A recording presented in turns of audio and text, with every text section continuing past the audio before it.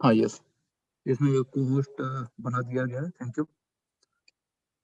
Screen share कर रहा हूँ मैं। यस, मुझे लगता है थोड़े नेटवर्क डिले के बाद 4-5 सेकंड में सबको विजिबल हो जाएगा। मेरी आवाज क्लियर आ रही है सबको? हाँ सर। हाँ जी, हाँ जी, ओके ओके, थैंक यू।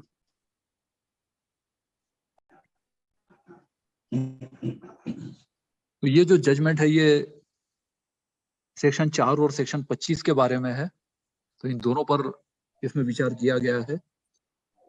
पहले इस जजमेंट का जो साइटेशन है और जो बैकग्राउंड है वो मैं बता देता हूँ इस केस का। ये रिट पिटिशन नंबर 990 ऑफ 2021 है। इसके अलावा किशन चंद जैन का एक और भी केस है जो अभी चल रहा है, प्लस एक प्रवासी लीगल सेल का भी केस है वो भी चल रहा है। वो भी दोनों जजमेंट 41B के बारे में ही है। 41B एक मैंडेटरी प्रोविजन है। इसमें 3 जज बेंच का ये डिसीजन है, जिसमें chief justice of India honourable justice doctor Dhananjaya V Chandrachud, honourable justice Pamidi Sri Narasimha, Pamidi Ghantam Sri Narasimha और ऑनरेबल जस्टिस JB पार्डीवाला, यही तीनों ऑनरेबल जजेस दूसरे केस में भी है। तो वो भी केसेस है वो 3 जज बेंच के सामने ही है। ये जो लेटेस्ट फाइनल जजमेंट आया है ये 17 अगस्त 2023 का आया है।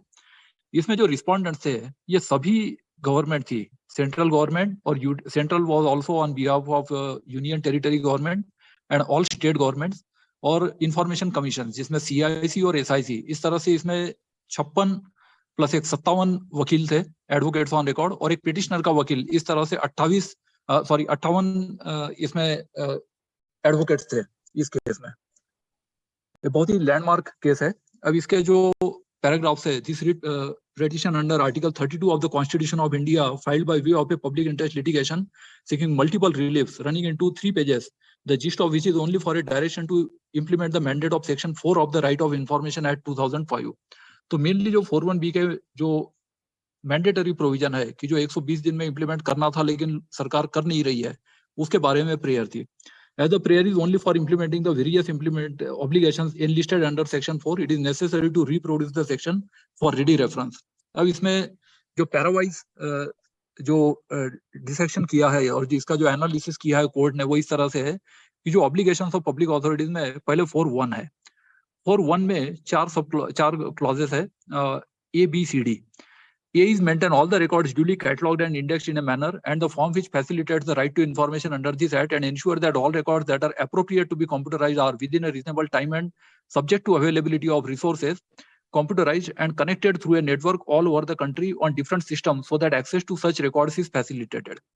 अब यहाँ पर जो वर्ड्स है कि within a reasonable time and subject to availability of resources, मतलब इसको मैंडेटरी नहीं माना गया है, लेकिन जो 41B है उसमें मैंडेटरी है, क्योंकि यहाँ पे शैल वर्ड है और सुप्रीम कोर्ट ने भी आगे इसमें कहा गया है इसके एनालिसिस में। पब्लिश विद इन 120 डेज, तो 12 जून को लागू हुआ तो 12 अक्टूबर को ये पूरा हो गया, जिसको हम RTI डे नाम से सेलिब्रेट करते हैं। So from the enactment of this act, अब इसमें जो 17 मैनुअल्स है वो क्या है जिसको पब्लिक इंफॉर्मेशन माना गया है कि जिस पर 8 और 9 लागू नहीं होता है। The particulars of its organisation, functions and duties, the powers and duties of its officers and employees, the procedure followed in the decision making process including channels of supervision and accountability, the norms set by it for the discharge of its functions, the rules, regulations, instructions, manuals and records held by it or under its control or used by its employees for discharging its functions, a statement of the categories of documents that are held by it or under its control.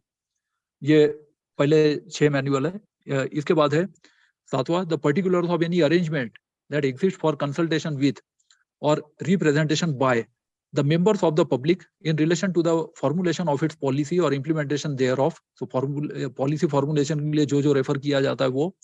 8वां, statement of the boards, councils, committees and other bodies consisting of 2 or more persons constituted as its part or for the purpose of its advice, and as to whether meetings of those boards, councils, committees and other bodies are open to the public or the minutes of such meetings are accessible for public. तो इसमें बहुत सारी public authorities ने अपने जो meetings वगैरह होते रहती है वो भी 41B में पब्लिक किए हुए हैं। ए directory of its officers and employees जिसमें पूरा लिस्टिंग हो। फिर monthly remuneration, received by each of its officers and employees, including the system of compensation as provided in its regulations. मतलब सरकार उनको कितना देती है वो केवल डिस्क्लोज करना है, वो अपना क्या खर्च करते हैं या उनका जो डिडक्शन है उसको प्राइवेट इंफॉर्मेशन माना गया है. The budget allocated to each of its agency indicating the particulars of all plans, proposed expenditures and reports of disbursements on disbursements made. तो इसमें बजट की से संबंधित सूचना है. 12वां मैनुअल है, the manner of execution of subsidy programs including the amounts allocated and the details of beneficiaries of such programs. तो जो beneficiary है इसको भी इसमें ये सुओ मोटो डिस्क्लोजर में माना गया है 12 में. इसके बाद 13 है, नेक्स्ट पेज पे जाते हैं, नेक्स्ट स्लाइड.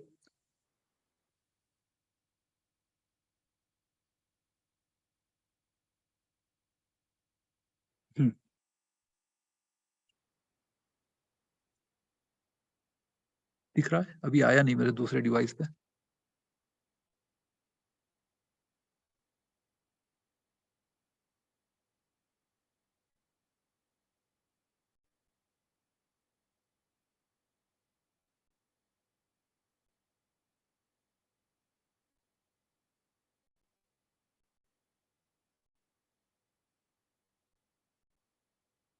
अच्छा, मुझे या मोबाइल से कर लूं शेयर इसको.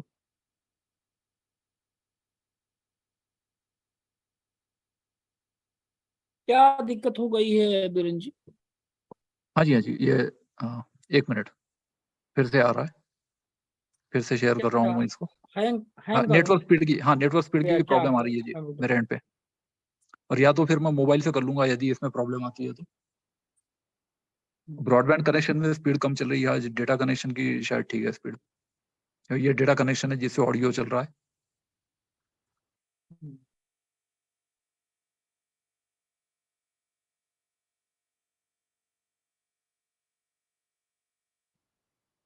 ओके, कोई बात नहीं, मैं दूसरे डिवाइस से भी शेयरिंग शुरू कर देता हूँ, तो इससे पहले डिवाइस का स्टॉप हो जाएगा और दूसरे डिवाइस से आ जाएगा. एटलीस्ट जो मोबाइल पे देख रहे हो उनको प्रॉब्लम नहीं आएगी.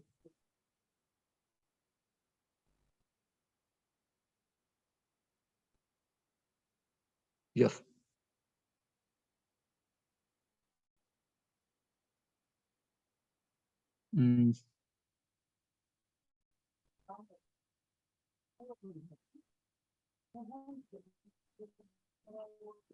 हाँ जी, फिर से कर रहा हूँ शेयर में, स्पेस की प्रॉब्लम थी वो.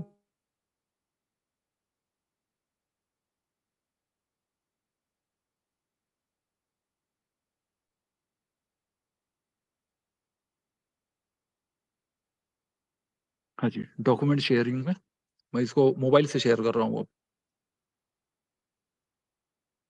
आ गया, क्लियर दिखाई दे रहा है? Yes sir. हाँ जी, ओके. तो इसमें आगे बढ़ते हैं. फिर इसमें जो 13वां मैनुअल है, particulars of recipients of concessions, permits और ऑथराइजेशंस ग्रांटेड बाय इट. तो जो बेनिफिशियरी इसमें कंसेशन और परमिट और ऑथराइजेशन जो है उसकी लिस्ट है. 14वां मैनुअल है, डिटेल्स इन रिस्पेक्ट. हाँ यस, ये प्रॉब्लम तो है, क्योंकि वो ठीक है, कोई बात नहीं, बट दूसरे डिवाइस से भी कर रहा हूँ. हाँ आप ऑडियो में सुन रहे हैं. हाँ आ जाएगा, क्योंकि मैं फिर से उससे करता हूँ. लैपटॉप से हो जाए तो ज्यादा ठीक है, कुछ उसमें टेम्पररी प्रॉब्लम आ गई थी आई थिंक. अच्छा ठीक है, उसे भी मैं कनेक्ट कर लेता हूँ, नो प्रॉब्लम, उसमें आ जाएगा फिर से.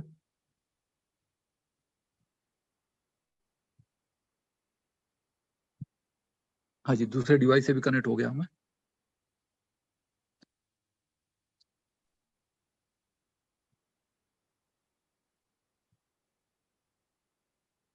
हाँ द्विवेदी जी, इसको फिर से को होस्ट बना दीजिए दूसरे डिवाइस को. मैं इको ऑफ कर देता हूँ. यस.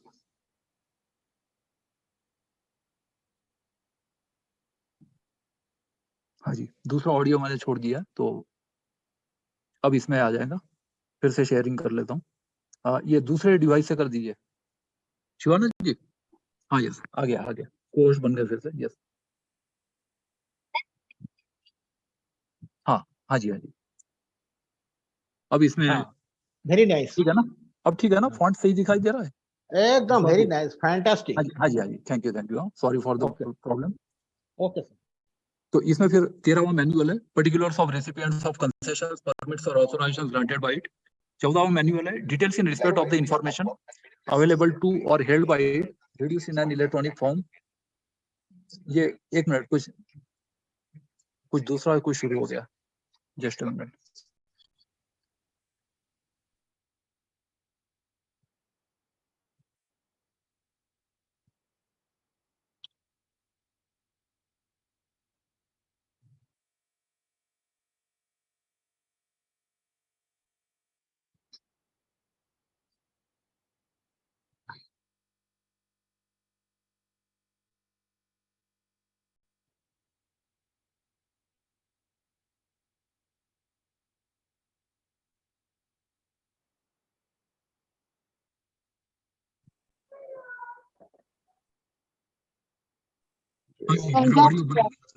आवाज आ रही है फिर से? हेलो, हाँ सर, आवाज आ रही है, ऑडियो आ रहा है। हाँ सॉरी, कुछ दूसरा डिस्टर्बेंस आ गया था बीच में। ओके, फिर इसमें 14 मैनुअल है, details in respect of the information available to और held by it reduce in an electronic form, कि जो इंफॉर्मेशन डिजिटल फॉर्म में है, इलेक्ट्रॉनिक फॉर्म में, उसका detail. The particulars of facilities available to citizens for obtaining information including the working hours of a library और reading room if maintained for public use, the names, designation and other particulars of the public information officers, जिसमें PIO का नाम, पता और designation ये सब होना चाहिए। Such other information as may be prescribed and thereafter update these publications every year. तो इसमें जो प्रिस्क्राइब्ड का मतलब प्रिस्क्राइब्ड बाय रूल्स, कि सेंट्रल और स्टेट गवर्नमेंट जो एप्रोप्रिएट गवर्नमेंट वो रूल्स भी बना सकती है, प्लस इसका जो अपडेशन है ये 17वां मैनुअल माना गया है। अब इसमें 41C और 41D का सुप्रीम कोर्ट ने कोट किया है एक्ट से। Publish all relevant facts while formulating important policies और announcing the decisions which affect public. और 41D में है, provide reasons for its administrative और quasi judicial decisions to affected persons. इसके बाद 42, 43 और 44 तीनों सब सेक्शंस बताए गए हैं। 42 में है, it shall be a section 41D को सर, एक्सक्यूज मी सर, इस सेक्शन 41D जो बोला है ना, provide reasons for it administrative and quasi judicial decision to affected person, ये थोड़ा काइंडली क्लियर कर दीजिए ना सर, इसमें लेके बहुत कंफ्यूजन होता है। हाँ, इसमें जो है कि जो provide reasons for its administrative और quasi judicial decisions to affected persons, ये सुओ मोटो डिस्क्लोजर में माना गया है कि जहां पर कोई पर्सन अफेक्ट हो सकता है तो वहां पर ये सुओ मोटो वो डिस्क्लोज करेगा रीजंस। और ये जो है 41B की तरह मैंडेटरी नहीं है, ये केवल रिसोर्सेज पर और कन्वीनियंस पर छोड़ दिया गया है। तो only 41B is mandatory, 41ACD और 42, 43, 44 को मैंडेटरी नहीं माना गया है। ये 41A यदि देखेंगे तो उसमें बहुत क्लियर हो जाएगा कि इसमें जो 41A में लिखा है कि within a reasonable time and subject to availability of resources, ये 2 क्लॉजेस केवल है। तो इसमें मैंडेटरी ऐसा नहीं है जैसा 120 डेज के में 41B में मैंडेट दिया गया है, तो ऐसा मैंडेट इसमें नहीं है।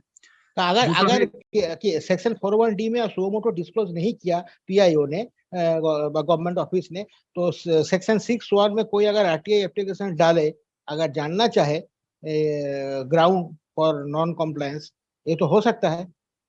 बिल्कुल हो सकता है, बल्कि उसका यही उपाय है कि जो फॉर्म में सुओ मोटो डिस्क्लोजर नहीं है तो उसमें 6(1) में एप्लीकेशन दिया जाए, लेकिन डेफिनेशन ध्यान रखना है कि वो इंफॉर्मेशन पहले से फिजिकली मौजूद होनी चाहिए। It must be held. यदि वो हेल्ड नहीं है, धारित नहीं है, तो दे कांट इन्वेंट और डिस्कवर और कमेंट कि वो सही क्या है, गलत क्या है, अमुक डिसीजन क्यों लिया।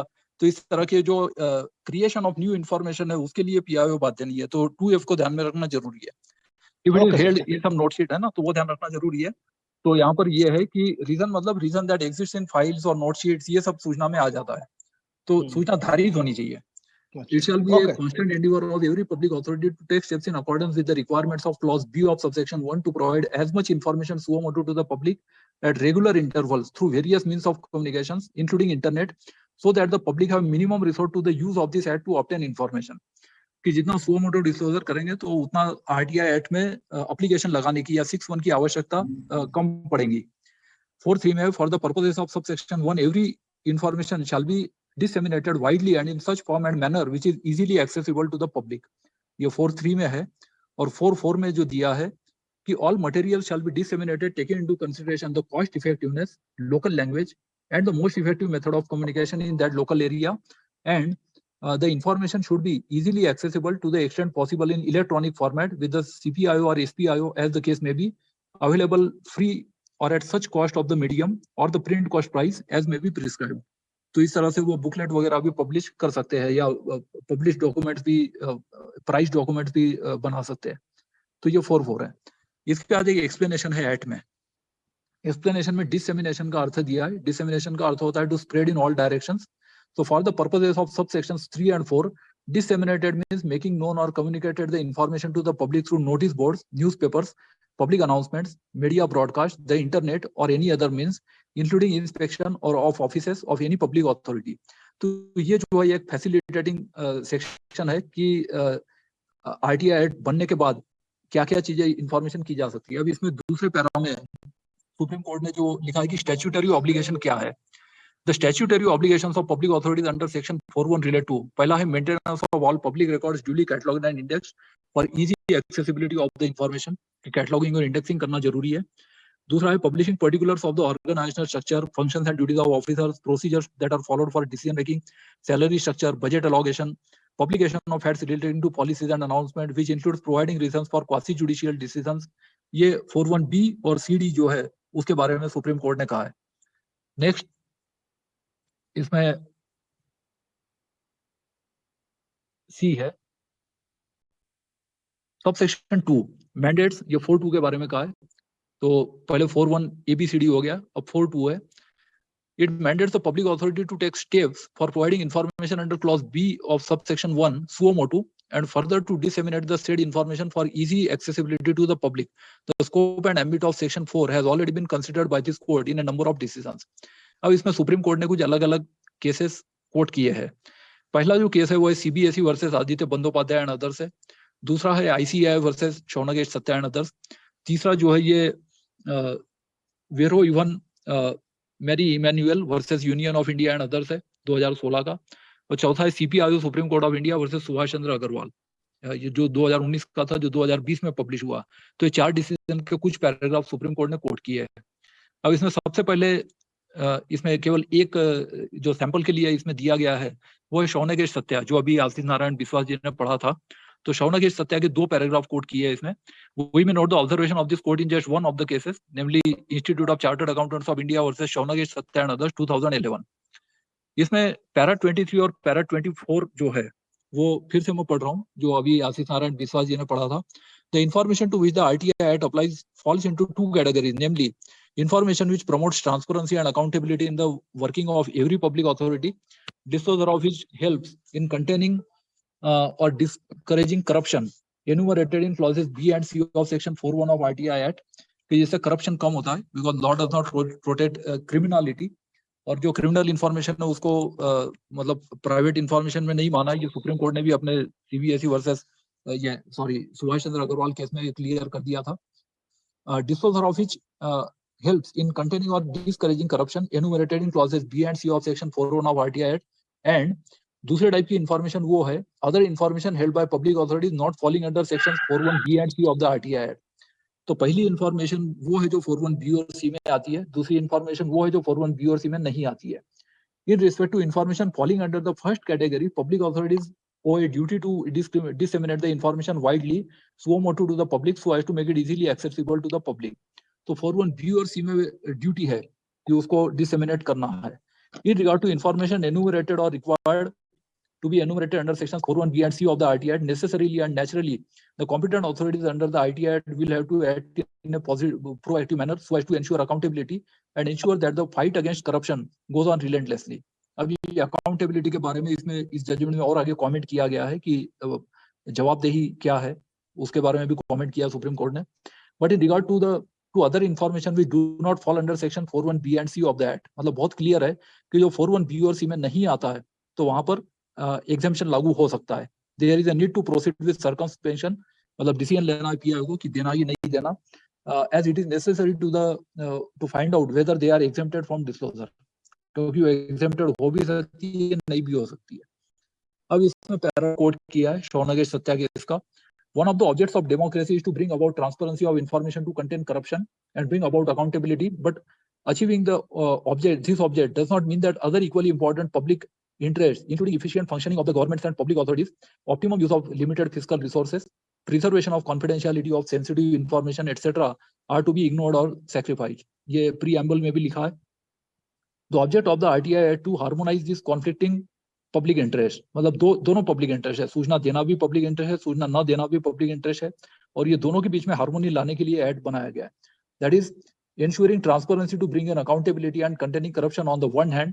एक तरफ ये है कि करप्शन को कम करना है, जवाबदेही निर्धारित करनी है, and at the same time ensure that the revelation of information in actual practice does not harm or adversely affect other public interests. ये भी public interest माना गया है कि which include efficient functioning of the government efficient बनी रहे, optimum use of limited fiscal resources, तो इसकी फीस वगैरह भी रखी गई है कि सूचना फ्री में नहीं मिलती है, and preservation of confidentiality of sensitive information, तो जो कॉन्फिडेंशियल है, जो सेंसिटिव है, उसको प्रोटेक्ट किया गया है. On the other hand, while section 3 and 4 seeks to achieve the first objective, तो पहले ऑब्जेक्टिव के लिए सेक्शन 3 और 4 है, और दूसरे ऑब्जेक्टिव के लिए सेक्शन 8, 9, 10, 11 है. Seek to achieve the second objective. तो इस तरह से दोनों में बैलेंस है, ये इसमें कहा गया है. इसके बाद next para, to appoint senior, ये प्रेयर में एक स्लाइड स्किप हो गया है शायद. अब इसकी जो प्रेयर है पिटिशनर की, इसमें मेनली जो प्रेयर है ये 2019 का एक ये है ओएम ऑफिस मेमोरेंडम है डीओपीटी का, उसको लागू करने के लिए कहा गया है. तो इसमें जो प्रेयर्स है ये है to appoint senior officer as nodal officer for being accountable for compliance with respect to proactive disclosure guidelines as per clause 5.1 of the OM dated 7/1/2019.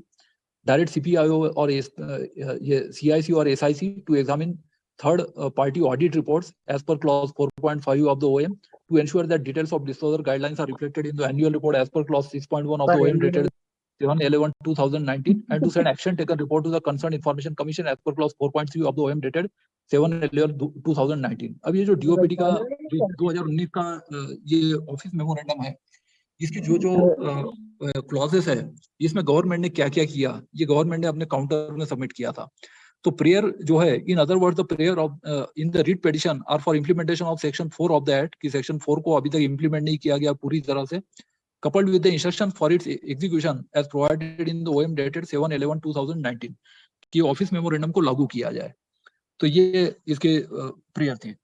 छठे पैरा में फिर गवर्नमेंट ने जो रिप्लाई दिया, जिसको नोट ऑन सबमिशंस कहा गया है, तो इसमें यूनियन ऑफ इंडिया और सभी स्टेट गवर्नमेंट पार्टी थी, और सभी सूचना आयोग भी पार्टी थे, CIC और सभी सूचना आयोग, और इस तरह से उनके जो 56 या 57 एडवोकेट थे सब मिलाकर. Union of India has filed a note on submissions explaining the steps that have been taken for implementation of the statutory mandate of Section 4. We will refer to some of these before giving necessary directions. अब इसमें 7वां para में कहा है कि task force government ने एक बनाया था, क्योंकि इसमें करोड़ों रुपए का खर्च है और ये सब इंफॉर्मेशन को अपलोड करना है वेबसाइट पर, और इसमें जो इम्प्लीमेंटेशन है वो पूरी तरह से नहीं हो पाया, ये पिटिशनर ने उसमें कहा था पिटिशन में. In order to implement the provisions of the act, the DOPT, the department of personnel and training, जो नोडल एजेंसी है RTI एक्ट के इम्प्लीमेंटेशन के लिए, so it constituted a task force on 6 May 2011 to improve quality and quantity of disclosure contemplated under Section 4. तो task force का काम ये था कि पहली बात है कि 4(1)B का फॉलो हो रहा है कि नहीं, और दूसरी बात क्वालिटी क्या है, क्योंकि इन्फॉर्मेशन तो कई लोग अपलोड कर लेते हैं, लेकिन इतने छोटे छोटे मैनुअल बनाते हैं कि जितना एडिक्वेट डिस्क्लोजर होना चाहिए नहीं है, मतलब केवल खाना पूर्ति करने के लिए कुछ लोगों ने मैनुअल लिए गए हैं, और they are not acted in spirit, they are just following the letter of the act. Pursuant to the report submitted by the task force, the department issued certain guidelines through its OM dated 15/4/2013. 6-7 अलग-अलग office memorandum जारी किए, जिसमें फिलहाल 2013 का OM है. These guidelines relate to various issues including SUOMO to proactive disclosures and also to put in place a mechanism for compliance and monitoring. mechanism जो है वो भी सुप्रीम कोर्ट ने आगे ये कंप्लायंस और मॉनिटरिंग कैसे किया जाएगा. अब जो टास्क फोर्स की जो गाइडलाइन, तो ये गाइडलाइंस यहाँ पे समराइज की गई है जो 2013 के मेमोरेंडम में थी. Guidelines each public undertake the following steps, guidelines and send an action taken report to the CIC. चूंकि ये पीटी ने जो है ये लिखा कि सभी पब्लिक ऑथोरिटी, मतलब जितने मंत्रालय है और जितने भी ये है, अब इस गाइडलाइन के बारे में ये जो CIC को भेजेंगे. Get the proactive disclosure package, that is audited by a third party audit every year. हर साल इसका ऑन बी में क्या क्या डिस्क्लोज किया है कि जो क्वांटिटी और क्वालिटी दोनों में कमेंट करें. This should be communicated to the CIC annually through publication on their own venue publish करें. This requirement to publish the needful information on the website of each public authority would fully take care of the grievances. यदि किया जाए तो फिर वो जो petitioner के जो grievances है वो उसका इसमें ये हो जाएगा, solve हो जाएंगे. The CIC should examine the third party audit reports for each ministry, public authority and offer advice recommendations to the concerned ministry or public authority. अब CIC जो है ये उसको एग्जामिन करेंगे सभी ऑडिट रिपोर्ट को, थर्ड पार्टी ऑडिट रिपोर्ट जो auditor करता है, और ये ऑडिट जो है वो कंसर्न मिनिस्ट्री या पब्लिक अथॉरिटी को कम्युनिकेट करेगा. Ministry public authority with this guidelines. तो हर साल एक सैंपल ऑडिट करेगा कि जो क्वांटिटी क्वालिटी दोनों के बारे में रहेगा कि जो इंफॉर्मेशन है वो एडिक्वेट है या नहीं है. फिर इसको सुपरवाइज कौन करेगा, तो मैकेनिज्म भी दिया है. An officer not be rank of a joint secretary should be appointed as the nodal officer in the central ministry और public authority to ensure compliance with the proactive disclosure. तो हर ministry में या हर public authority में कम से कम joint secretary rank का officer हो, मतलब कोई सीनियर ऑफिसर है वो नोडल ऑफिसर इसका बने 401B के इम्प्लीमेंटेशन के लिए. छठा है, every ministry chapter on RTI that is its annual report submitted to the parliament mandatorily containing the details about compliance with proactive disclosure guidelines. कि जो भी उनके रिपोर्ट जाते हैं पार्लियामेंट को उसमें ये जो मैंडेटरी डिस्क्लोजर है या RTI एक्ट के बारे में अनुपालन के लिए उन्होंने क्या किया, इसका एक कंपलसरी चैप्टर इसमें होना चाहिए हर एक विभाग के रिपोर्ट में. अब इसका कॉम्प्लायंस मैकेनिज्म दिया है पैरा 9 में.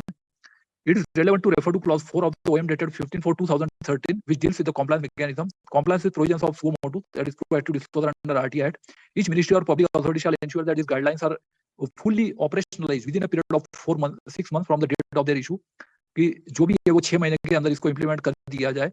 एक्ट में वैसे 4 महीने दिए थे और यहाँ पे 2013 में इन्होंने कहा कि जो भी गाइडलाइंस है ये 2013 में जो पब्लिश किया इसको 6 महीने के अंदर सभी विभाग लागू करते हैं. Proactive disclosure as per these guidelines would require collating a large quantum of information and digitizing it. कि इसमें बहुत सारी इंफॉर्मेशन अपलोड करनी पड़ेगी और इसको सबको डिजिटाइज करना पड़ेगा. मतलब जो पेपर है उसको इलेक्ट्रॉनिक माध्यम से स्कैनिंग वगैरह किया जाए, डिजिटाइज किया जाए. And for this purpose ministries public authorities may engage consultants of outsource each such work to expeditiously comply with this guidelines. अब इसके लिए वो चाहे तो आउटसोर्सिंग एजेंसी की सहायता ले सकते हैं या कंसल्टेंट की भी सहायता ले सकते हैं ताकि ये पूरा जो मैनुअल डेटा है इसको डिजिटाइज किया जा सके. अमेरिका में यही किया गया था जब RTI एक्ट वहां पे लागू हुआ था सबसे पहले. For this purpose the plan non plan funds of the department में भी यूटिलाइज. और इसके लिए जो भी प्लान या नॉन प्लान फंड है उसको इसके इम्प्लीमेंटेशन में लगाया जाए, यूटिलाइज किया जाए. तो ये कॉम्प्लायंस मैकेनिज्म है. इसके बाद जो ATR दी जाती है, the action taken report on the compliance of this guideline should be send along with the URL link कि कौन सी वेबसाइट पर उन्होंने पब्लिश किया है इंटरनेट पे उसका URL भी भेजा जाए, जो universal resource locator, uniform resource locator, to the DOPT and central information commission soon after the expiry of the initial period of 6 months. तो ताकि DOPT भी उसको वेरीफाई कर सके, सरकार भी, और CIC भी वेरीफाई कर सके. Each ministry or public authority should get its proactive disclosure package audited by third party every year. ये हर साल इसका ऑडिट हो regarding adequacy. The audit should cover compliance with the proactive disclosure guidelines as well as adequacy of the items included in the package. कि जो 17 item है ये पूरे है कि नहीं और गाइडलाइंस फॉलो की गई कि नहीं की गई. The audit should examine whether there are any other types of information which could be proactively disclosed. Audit report ये भी बताएगा कि ये 17 आइटम के अलावा भी और कुछ इंफॉर्मेशन डिस्क्लोज की जा सकती है क्या. Such audit should be done annually and should be communicated to the CIC annually through publication on their own websites. तो CIC भी अपनी वेबसाइट पर ये सभी रिपोर्ट होस्ट करेंगे. All public authorities should proactively disclose the names of the third party auditors on their website. Audit agency का third party auditor का भी नाम वेबसाइट पे आएगा. For carrying out third party audit through outside consultants also, ministries public authorities should utilize their plan non-plan funds. और ये third party audit के लिए जो ऑडिट की फीस दी जाती है, ऑडिट का जो पेमेंट दिया जाता है वो प्लान या नॉन प्लान फंड से दिया जा सकता है. तो ये कॉम्प्लायंस मैकेनिज्म इसमें किया गया था. The CIC should examine the third party audit reports for each ministry or public authority and offer advice or recommendations to the concerned ministry or public authorities. अब CIC वो जो रिपोर्ट को examine करेगा और फिर अपने एडवाइस या recommendation concern ministry या पब्लिक अथॉरिटीज को देगा. CIC should carry out sample audit of few of the ministry's public authorities each year with regard to adequacy of items included as well as compliance of the ministry public authority with these guidelines. तो CIC जो है ये sample audit भी करेगा हर साल और देखेगा कि ये जो आइटम है ये एडिक्वेटली जितना डिस्क्लोज करना चाहिए उतना उन्होंने डिस्क्लोज किया है कि नहीं किया है. Compliance with the proactive disclosure guidelines, it's audited by a third party and its communication to the CIC should be included as RFD target. तो इसको सब विभाग अपना टारगेट बनाकर ये जो डिस्क्लोजर करे. अब ये जो गवर्नमेंट का जो काउंटर एफिडेविट था या जिसको नोट ऑन सबमिशंस कहा गया है इसमें इस किशन चंद जैन केस में, the note on submissions discloses that the department continued to follow the mandate of section 4 and sought compliance of the guidelines by issuing further OMs such as OM issued on 10 December 2013, 22 September 2014 and 9/7/2015. तो जो कि DOPT nodal department है RTI act के compliance के लिए, तो उन्होंने 3 और ऑफिस मेमोरेंडम इसके बाद इशू की है. ये गवर्नमेंट ने अपने एफिडेविट में कहा है, सेंट्रल गवर्नमेंट ने. अब इसमें 2 कमेटी बनाई गई DOPT ने इसके इम्प्लीमेंटेशन के लिए, क्योंकि टास्क फोर्स के रिकमेंडेशन तो थे और टास्क फोर्स के रिकमेंडेशन के बाद 2 रिपोर्ट बनी, 2 कमेटी बनाई गई. पहली कमेटी के जो रिकमेंडेशन है वो यहाँ पर समराइज किए गए. AN Tiwari committee. Proceeding further in its endeavor to make information more accessible, the department constituted 2 more committees which made recommendations for effective implementation of Section 4. The first committee headed by Shri AN Tiwari, CIC retired. ये AN Tiwari committee है जो retired CIC थे. इन्होंने जो recommendations किया, it made recommendations with respect to making online access to information more user friendly, ताकि आम जनता को ढूंढने में आसानी हो, तो वो यूजर फ्रेंडली तरीके से ऑनलाइन एक्सेस दिया जाए. दूसरा, setting up of grievance redressal mechanism amongst others, कि जहां पर लोग शिकायत कर सके उसके शिकायतों का निस्तारण किया जाए. Except by the date 29 June 2015. DOPT ने ये रिकमेंडेशन को एक्सेप्ट कर लिया AN तिवारी कमेटी के. इसका दूसरी कमेटी बनाई गई. The second committee headed by Dr. Devesh Chaturvedi, former joint secretary, also made certain recommendations and some of them were accepted through OM dated 30th June 2016. अब दूसरी कमेटी जो बनी देवेश चतुर्वेदी कमेटी, उनके रिकमेंडेशन से इसमें से कुछ रिकमेंडेशन 2016 में फिर एक ऑफिस मेमोरेंडम से इंप्लीमेंट किए गए. Some of the recommendations that were accepted relate to setting up of consultative committees by public authority for systematic and regular interaction with its officials and to advise public authorities on information which can be uploaded suo motu. कि consultative committee होंगी और ये public authority consultants को appoint कर सकेंगे और consultants उनको advice देंगे कि इसको किस तरह से इंप्लीमेंट करना है और कौन कौन सी इन्फॉर्मेशन सुओ मोटो डिस्क्लोज की जा सकती है. Setting up of information and facilitation centres to educate citizens about information available. तो इंफॉर्मेशन एंड फैसिलिटेशन सेंटर भी बनाया जाए ताकि पब्लिक को एजुकेट किया जाए कि जो ऑलरेडी अपलोड की गई उस इंफॉर्मेशन को पहले एक्सेस करें. Providing searchable and retrievable database of information on the website of the public authorities, कि जो इलेक्ट्रॉनिक फॉर्म में हो, डिजिटाइज फॉर्म में हो और वो डाटाबेस जो है वो सर्चेबल और रिट्रीवेबल हो ताकि कोई भी उसको कीवर्ड वगैरह से सर्च कर सके, ढूंढ सके आसानी से. And to undertake transparency audits by training institutes under the ministry और डिपार्टमेंट और पब्लिक अथॉरिटी. तो जो ट्रेनिंग इंस्टीट्यूट्स है ये ट्रांसपेरेंसी ऑडिट देखे और इस पर से वो रैंकिंग वगैरह कर सकते हैं कि पारदर्शिता किस विभाग में कितनी है या कितनी नहीं है. बाद में ये ऑडिट क्राइटेरिया को बाद में रिलैक्स कर दिया गया. The note also indicated that by OM dated 15/10/2019, the department relaxed the audit criteria by allowing the public authorities to give the transparency audits conducted by any department, government training institutes, that is in cases where there is no institute existing in the ministry, department or public authority. कि यदि उनका अपना नहीं है कोई ministry में institute, तो वो किसी भी गवर्नमेंट ट्रेनिंग इंस्टीट्यूट से अपना ऑडिट करा सकते हैं. इस तरह से इनको रिलैक्स दिया गया ताकि जिनमें ये ट्रेनिंग इंस्टीट्यूट ना हो वो भी दूसरे गवर्नमेंट ट्रेनिंग इंस्टीट्यूट से कर सके. अब इसमें कुछ और डिफिकल्टीज आई. जो डिफिकल्टीज गवर्नमेंट की तरफ से बताई गई है, as many central authorities face difficulties on account of substantial difference in the audit cost charge by different auditing training institutes, कि जितने ऑडिट की फीस चार्ज कर रहे थे इसमें जो है सिमिलरिटी नहीं थी, अलग अलग ऑडिट फीस सब अलग अलग एजेंसी चार्ज कर रही थी. दूसरा है शॉर्टेज ऑफ मैन पावर और एडेक्वेटली ट्रेंड मैन पावर, कि मैन पावर का ट्रेनिंग या जो अवेयरनेस है. And pre engagement of the training institute with its scheduled training activities, कि ट्रेनिंग एक्टिविटीज उनकी ऑलरेडी चल रही है तो उसमें ये ऑडिट का एक एक्स्ट्रा काम ट्रेनिंग इंस्टीट्यूट के लिए आ गया. तो ट्रेनिंग इंस्टीट्यूट की ऑडिट क्यों करे. So further relaxation through OM dated 29/2022 was given, as per which the task of transparency audits was permitted to be given by any government training institute by the ministry, department, public authority under the central or state government. तो 20/9/2022 को ये further relaxation दिया गया कि कोई भी central या state government के किसी भी गवर्नमेंट ट्रेनिंग इंस्टीट्यूट से ऑडिट करवाया जा सकता है. तो ये क्राइटेरिया को इस तरह से और रिलैक्स किया गया। अब जो लेटेस्ट ऑफिस मेमोरेंडम है जो गवर्नमेंट ने अपने ये काउंटर एफिडेविट में बताया है, it is clarified that if a training institute is in itself a public authority, then it may give its audits conducted by government training institute. अब जो ट्रेनिंग इंस्टीट्यूट है वो खुद भी एक पब्लिक अथॉरिटी है, तो वो अपना ऑडिट फिर किससे कराए? तो वो फिर गवर्नमेंट ट्रेनिंग इंस्टीट्यूट से ऑडिट कराएंगे। The note also states that the department issued OM dated 49/2022 directing its ministry departments public authorities to nominate training institute for the third party audit, को इंस्टीट्यूट को नॉमिनेट करेंगे। दूसरा, furnish other requisite details to the CIC as per the exhaustive guidelines issued by office memorandum dated 7/11/2019, जो किशन जैन की main prayer थी कि ये 7/11/2019 का अनुपालन किया जाए DOPT के। तो ये इंफॉर्मेशन ये CIC को दी जाएंगी हर साल। Adhere to the timeline set by the CIC for conducting transparency audits, तो जो भी CIC ने जो टाइम दिया है उतने टाइम में ट्रांसपेरेंसी ऑडिट कर दिया जाए ताकि पारदर्शिता के आधार पर रैंकिंग किया जाए कि कौन सा विभाग कितना पारदर्शी है। And observe the earlier guidelines issued wide OMs dated 13/4/2013 and 7/11/2019। तो ये 2021 में फिर ये किया गया 2022 में कि पिछले जो OM है इसको भी फॉलो किया जाए 13/4/2013 और 7/11/2019 को।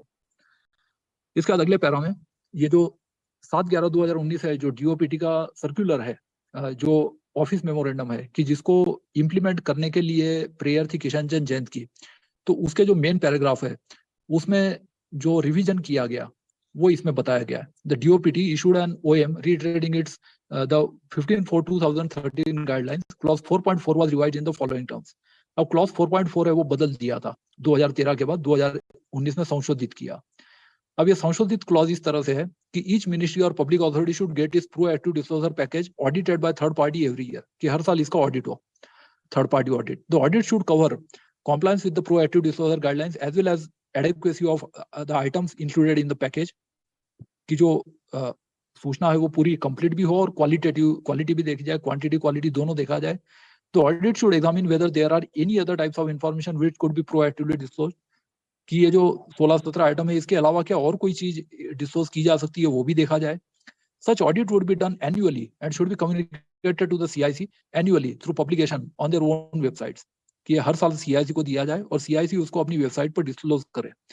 Further the task of undertaking उसको पब्लिश करे अपनी वेबसाइट पर। The task of undertaking transparency audits may be given to the respective training institutes under each ministry और डिपार्टमेंट और public authority and across the states and union territories, कि सभी विभाग है वो जितने भी मिनिस्ट्री है, जितने विभाग है और जितने पब्लिक अथॉरिटी है वो सब अपना ऑडिट कराए।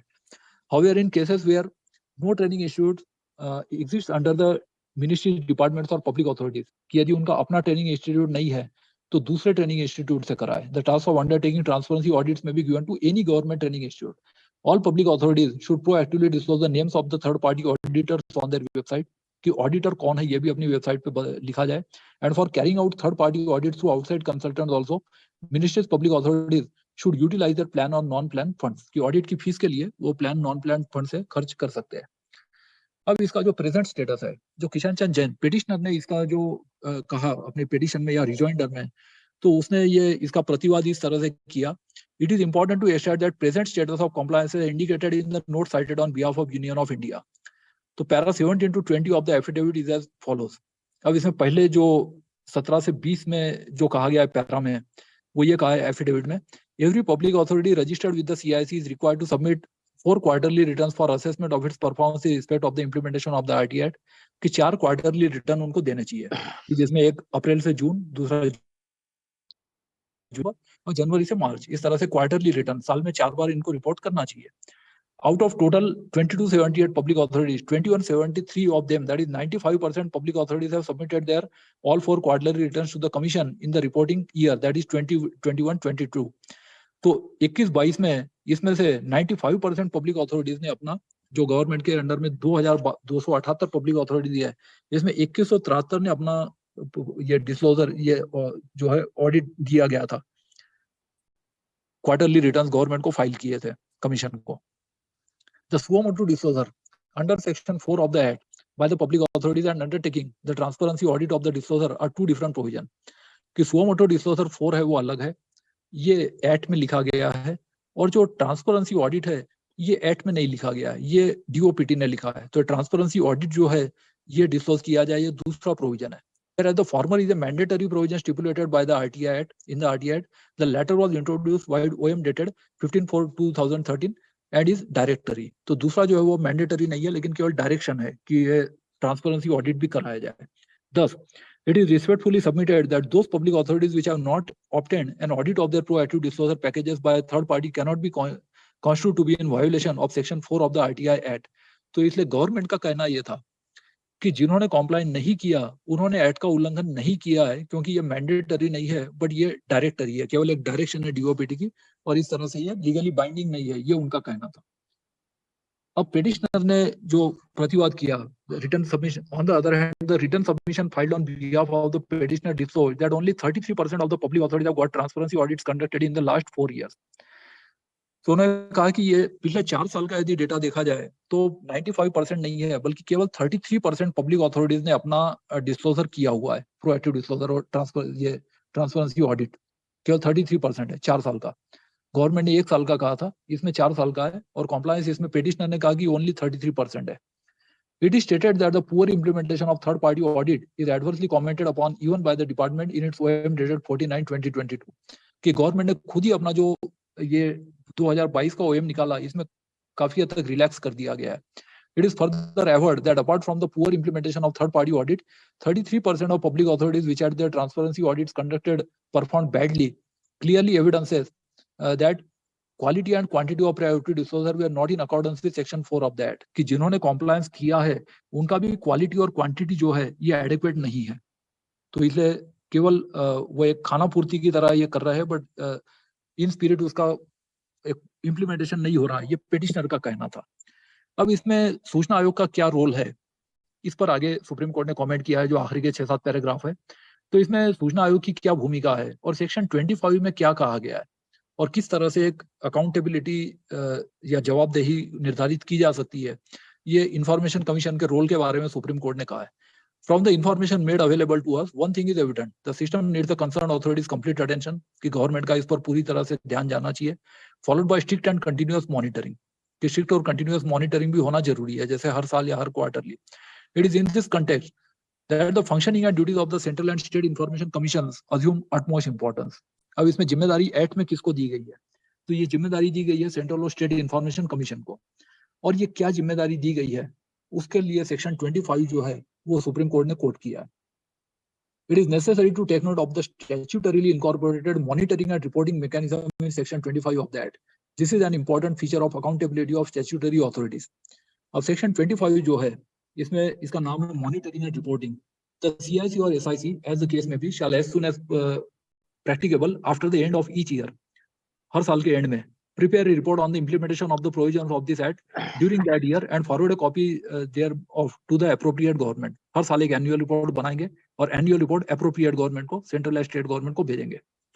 Each ministry or department shall, in relation to the public authorities within their jurisdiction, collect and provide such information to the Central Information Commission or State Information Commission, as the case may be, as is required to prepare the report under this section। ये report बनाने के लिए जो भी सूचना है ये concerned ministry या department information commission को देगा, as is required to prepare the report under this section and comply with the requirements concerning the furnishing of that information and keeping of records for the purposes of this section। तो उस तरह से records भी maintain करेगा। तीसरा sub section जो है ये एक्ट का ये कहता है, each report shall state in respect of the year to which the report relates the number of requests made to each public authority। अब रिपोर्ट में क्या क्या कंपोनेंट्स होने चाहिए, पहला है कि कितनी RTI एप्लीकेशन हर साल आई है, दूसरा the number of decisions where applicants were not entitled to access to the documents pursuant to the request, the provisions of the act under which the decisions were made and the number of times such provisions were invoked। कि कितने बार वो सूचना नहीं दी गई, कौन से clause में नहीं गई और कौन सा क्लॉज कितने बार इन्वोक किया गया, ये इसमें होना चाहिए। तीसरा, the number of appeals referred to the Central Information Commission or State Information Commission as the case may be for review, the nature of the appeals and the outcome of the appeals। कि ये जो कितने case review के लिए भेजे गए, कि जिसमें अपील्स है, कंप्लेंट्स है, तो कितनी अपील्स आई, कितनी कंप्लेंट्स आई, उसका आउटकम क्या रहा हर एक का, कि पिटिशनर के एप्लीकेंट या कंप्लेनेंट के फेवर में आया या पब्लिक अथॉरिटी के फेवर में, इसका आउटकम भी दिया जाए। particulars of any disciplinary action taken against any officer in respect of the administration of this act. तो दो तरह की जो डिसिप्लिनरी एक्शन दी गई है 20(1) और 20(2) में कि कितना पेनल्टी कलेक्ट हुआ, प्लस 20(2) में क्या डिसिप्लिनरी एक्शन विभागीय कार्रवाई की गई. ई है the amount of charges collected by each public authority under this act, कि जिसमें एप्लीकेशन फीस है और एडिशनल फीस है और इंस्पेक्शन फीस. तो एप्लीकेशन फीस, एडिशनल फीस और इंस्पेक्शन फीस में कितने फीस कलेक्ट की गई. फिर है the any facts which indicate an effort by the public authorities to administer and implement the spirit and intention of this act, कि और कोई फैक्ट्स कि जिससे पता चलता हो कि इसकी इंप्लीमेंटेशन के लिए उन्होंने क्या क्या किया है, जैसे 8(2) में उधर वगैरह हो तो रिकमेंडेशन या फिर उसकी प्रैक्टिसेस या कोई बेस्ट प्रैक्टिसेस उन्होंने फॉलो की हो. Recommendations for reform including recommendations in respect of the particular public authorities for the से development, improvement, modernization, reform or amendment to this act and other legislation or common law or any other matter relevant for operationalizing the right to access information. तो इसमें सूचना आयोग अपने recommendation दे सकता है कि RTI act को फर्दर डेवलप कैसे किया जाए, इम्प्लीमेंट कैसे किया जाए, मॉडर्न कैसे किया जाए, इसको रिफॉर्म कैसे किया जाए, संशोधन कोई यदि जरूरी है इस एक्ट में तो वो, या फिर इस एक्ट के अलावा किसी और लेजिस्लेशन में या कोई कॉमन लॉ जो ब्रिटिश कॉमन लॉ से भी होता है तो उसमें कोई संशोधन किया जाए, या कोई दूसरे मैटर हो जो रिलेवेंट हो कि जिसे right to access information operationalise किया जाए. इसके बाद दो, the central government or the state government as the case may be, as soon as possible under after the end of each year, cause a copy of the report of the CIC or SIC as the case may be, referred to in subsection 4 to be laid before each house of parliament or as the case may be before each house of the state legislature, कि लोकसभा या राज्यसभा के सामने या विधानसभा या विधान परिषद भी हो तो विधानसभा और विधान परिषद दोनों के सामने ले किया जाए. where there are two houses and where there is only one house of the state legislature before that house. 25(5) में यह कहा है कि if it appears to the CIC or SIC as the case may be that the practice of public authorities in relation to the exercise of the functions under this act does not conform with the provisions of spirit of this act, कि कहीं पर ऐसा लगता है कि कोई practice है वो इस एक्ट के स्पिरिट के मुताबिक नहीं है, it may give to the authority a recommendation specifying the steps which ought in its opinion to be taken for monitoring such promoting such conformity. तो CIC या SIC जो है वो कंसर्न विभाग को या पब्लिक अथॉरिटी को इसमें अपने रिकमेंडेशंस भी देगा कि किस तरह से इस एक्ट को इम्प्लीमेंट किया जाए. अब सुप्रीम कोर्ट की जो कमेंट्स हैं इसमें सेक्शन 25 पर वो यहाँ पर दिया गया पैरा 21 में इस जजमेंट के. Section 25 gloriously integrates the right to information of a citizen with the effective collective responsibility of the government to the legislature, कि जो एग्जीक्यूटिव होता है वो लेजिस्लेचर को रिस्पॉन्सिबल होता है, गवर्नमेंट जो होती है वो संसद को रिस्पॉन्सिबल होती है as per our parliamentary democracy under article 75(3) और 164(2) ऑफ द कॉन्स्टिट्यूशन. तो जो पार्लियामेंट है उसके लिए 75(3) है, असेंबली इसके लिए 164(2) है. At the beginning of the chain is the citizen exercising her right to information. तो पहला जो है ये जो चेन पूरी साइकिल यहाँ पे इस पैरा में सुप्रीम कोर्ट ने बताया है, इस साइकिल में सबसे पहले सिटीजन जो इन्फॉर्मेशन चाहता है जो सेक्शन 3 में डिक्लेयर किया है. दूसरा है the department shall in relation to the public authorities within their jurisdiction collect and provide such information to the CIC or SIC, that is section 25(2). Public authority obligated to provide information is accountable to the department. अब जो public authority है वो अपने department के लिए जिम्मेदार है. फिर जो डिपार्टमेंट है वो CIC या SIC को जिम्मेदार रहेगा, वो उनको 25(2) में इंफॉर्मेशन देगा. The CIC or SIC shall then prepare a report on the implementation of the provisions of the act during the year and forward a copy to the appropriate government. See section 25(1). तो 25(2) के बाद इसमें लिखा गया है कि 25(1) मतलब CIC या SIC फिर गवर्नमेंट को रिपोर्ट देंगे, मतलब पहले गवर्नमेंट से इंफॉर्मेशन लेंगे, गवर्नमेंट से इंफॉर्मेशन लेने के बाद गवर्नमेंट को रिपोर्ट देंगी. इसके बाद है 25(3). The report prepared by SIC, CIC or SIC is mandated to comprise all details specified in clauses A to G of section 25(3). Report के कंटेंट्स क्या क्या रहेंगे ये क्लॉजेस A to G में कहा गया है 25(3) में. Central or state government shall cause a copy of the report of the CIC, SIC to be laid before Parliament or Legislative Assembly. ये अचक का कपड़े का मतलब के सामने देखिए जाएंगे 25(4) में लिखा है. It is then for the House representing the will of the people to ensure that the confidence reposed by it in the Council of Ministers, that is government, is affirmed. कि पब्लिक ने जो vote देके उनको चुना है और government के लिए जो उनकी जिम्मेदारी है, जवाबदेही जो है, the will of the people, तो इसलिए वो रिपोर्ट जो है वो पार्लियामेंट के सामने रहेगा और गवर्नमेंट जो है उसमें सदन का विश्वास है वो बना रहे. Thus the circle of representative democracy connect supremacy of the parliament with the right of the citizen by ensuring that the state performs its obligations. तो जो पार्लियामेंट सुप्रीम है और जो जनता ने इस पर जो विश्वास दिया है, तो वो सरकार अपने ऑब्लिगेशंस कर रही है, इस तरह से ये पूरा सर्कल होता है. This is the primary principle of accountability. तो जवाबदेही को इस तरह से सुप्रीम कोर्ट ने डिफाइन किया 25(1), 25(2), 25(3), 25(4) और 25(5) में. अब पावर एंड अकाउंटेबिलिटी कि गवर्नमेंट का पावर क्या है और अकाउंटेबिलिटी क्या है. तो अकाउंटेबिलिटी के 3 इसमें ये आगे डिस्क्राइब किया गया अगले पैरा में. इसमें और भी एक जजमेंट रेफर किया गया है. Power and accountability go hand in hand. While declaring that all citizens shall have the right to information under Section 3 of the Act, the core relative duty in the form of obligation of public authorities is recognized in Section 4. 3 और 4 में फर्क बताया गया है कि 3 में जनता का अधिकार बताया गया है, सिटीजन का अधिकार, और 4 में गवर्नमेंट का जो पब्लिक ऑथोरिटीज के ऑब्लिगेशन है वो बताए गए हैं. The core of the right created under Section 3 in reality rests on the duty to perform statutory obligations. तो 3 का यदि पालन करना है या राइट एक्सरसाइज करना है तो वो 4 में ये ड्यूटी पब्लिक अथॉरिटी को करना जरूरी है. Public accountability is a crucial feature that governs the relationship between duty bearers and right holders. कि ड्यूटी और राइट का बैलेंस बनाया जाए. Recognising the importance of accountability as method of administrative law, the court in Vijay Raghavan versus CBI held as follows. अब इसमें 2023 का एक judgement है जो सुप्रीम कोर्ट ने रेफर किया है. विजय राजमोहन वर्सेस सीबीआई में कहा है accountability in itself is an essential principle of administrative law. Judicial review of administrative action will be effective and meaningful by ensuring accountability of the officer or authority in charge. Government को court को 3 तरह के review होते हैं. Judicial review of administrative action, judicial review of legislative action और judicial review of judicial action. तो इस तरह से तीनों का रिव्यू करने का पावर जुडिशियरी को है. The principle of accountability is considered as a cornerstone of the human rights framework. It's a crucial feature that must govern the relationship between duty bearers in authority and right holders affected by their actions.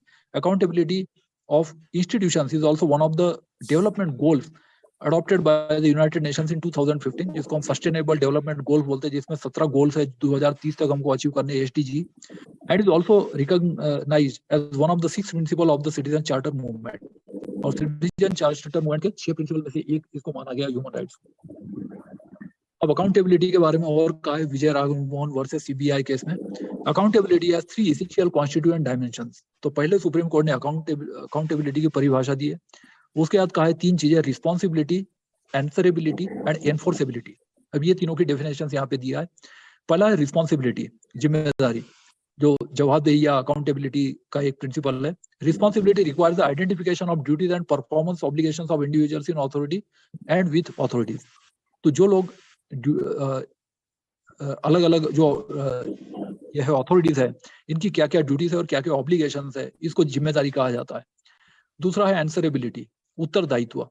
Requires reason decision making, कि जो भी निर्णय दे उसका reasoning होना चाहिए, logic होना चाहिए, so that those affected by their decisions including the public are aware of the same, ताकि पब्लिक को पता चले कि अमुक निर्णय क्यों लिया गया. ये आंसरेबिलिटी में आता है. तीसरा है enforceability.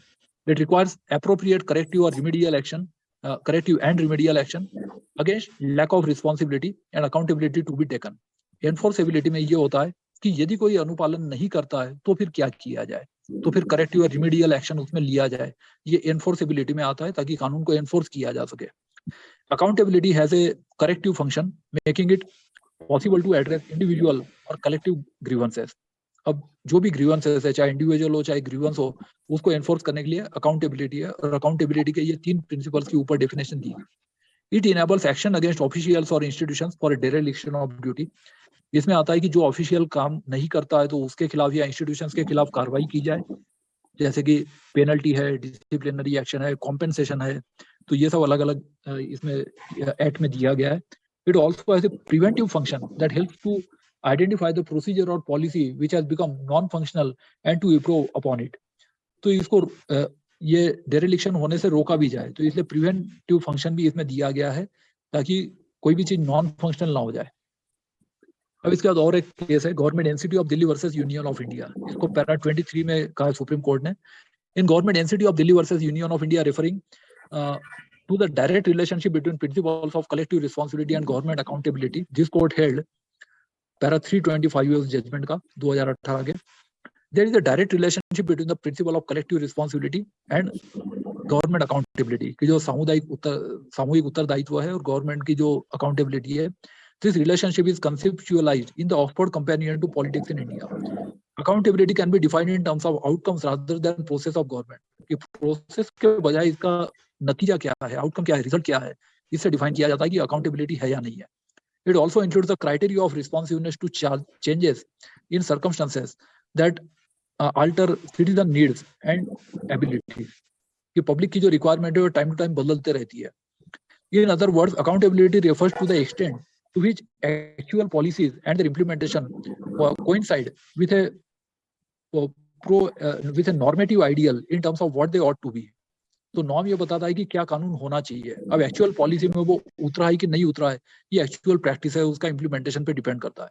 In this broad sense, accountability amounts to evaluating the nature of governance itself in outcome oriented terms. कि जो गवर्नेंस है उसको हम नतीजे से या उसका जो रिजल्ट है या आउटकम है वो हमको मिला कि नहीं मिला, इस तरह से उसको डिफाइन कर सकते हैं. अब सुप्रीम कोर्ट ने 25(5) पे कमेंट किया है 24वें पैरा में. Apart from obligation of authorities and reporting, the CIC and central and state information commissioner are also given the power to recommend steps under the public authority ought to take in implementing that. Subsection 5 of section 25 is in the following terms. अब इसमें 25(5) को supreme court ने coat किया है कि CIC या ये SIC के जो रिकमेंडेटरी पावर्स है वो क्या है. If it appears to the Central Information Commission or State Information Commission, as the case may be, that the practice of a public authority in relation to the exercise of its function under this Act does not conform with the provisions or spirit of this Act, it may give to the authority a recommendation specifying the steps which ought in its opinion to be taken for promoting such conformity. कि जहां पर लगता है कि government conform नहीं कर रही है तो वो कॉन्फॉर्मिटी के लिए वो रिकमेंडेशन गवर्नमेंट को दे, अप्रोप्रिएट गवर्नमेंट को, CIC या SIC. आखिरी में फिर आखिरी के 3 पैराग्राफ में कंक्लूड किया गया है कि इसमें 25वें पैरा में सुप्रीम कोर्ट ने कहा है कि having examined the right to information established by the statute under section 3 in the context of the obligations of public authorities under section 4, we are of the opinion that the purpose and object of the statute will be accomplished only if the principle of accountability concerns the relationship between right holders and duty bearers. तो right holder जो है वो जनता है, duty bearers जो है वो public authority है, और इसमें जो प्रिंसिपल ऑफ अकाउंटेबिलिटी से ही ये अकम्प्लिश किया जा सकता है. सो central and state information commission have a prominent place, कि इनका इसमें बहुत महत्वपूर्ण रोल है इसके एक्ट के इम्प्लीमेंटेशन में.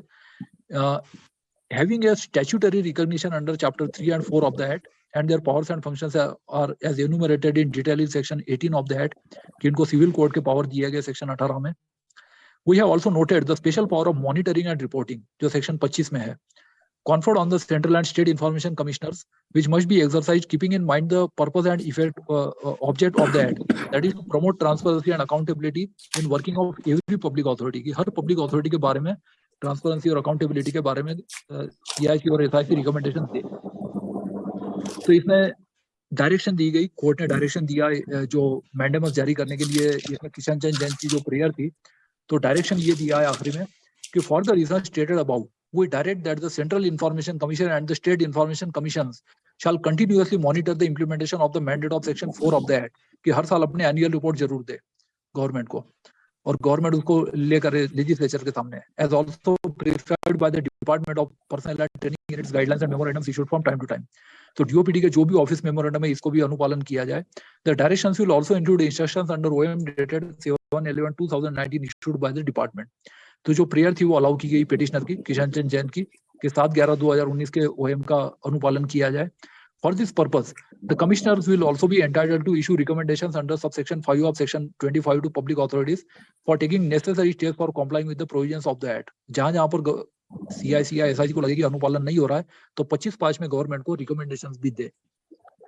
और आखिरी में डिसीजन ये है, the writ petition C number 990 of 2021 is disposed of with the direction to the CIC and SIC to ensure proper implementation of the mandate of section 4 of the Act by following the directions as indicated above. जो ऊपर direction दिया गया इसको CIC और SIC ये इसको लागू करे, इंश्योर करे. And there shall be no order on cost. Cost मतलब वाद का खर्चा. तो वाद का खर्चा जो है अपोजिट पार्टी का वकील दे, ये जो प्रेयर थी उस बारे में कोई ऑर्डर नहीं किया गया. तो there shall be no order to cost. तो इस तरह से ये जजमेंट 28 पैराग्राफ का इसमें दिया गया है. Sir, I have a question. हाँ जी जी पूछिए sir. Sir, please come at subsection 4.2 under paragraph 9 of instant judgment. इसमें बोला है proactive disclosure as per these guidelines would require collating a large quantum of information and digitizing it. For this Yes. purpose, ministries or public authorities may engage consultants or outsource such work to expeditiously comply with these guidelines. For this Yes. purpose, the plan or non-plan funds of that department may be utilized. मेरा Yes. सवाल है, when the information kept in hard copy as a non-digital form, Mhm. and subsequently when this information will be digitized Mhm. and uploaded online, Mhm. it will become digital data. Yes. Then it will come under the domain of DPDP Act. Yes. Yes. Then my question is, when the salary status designation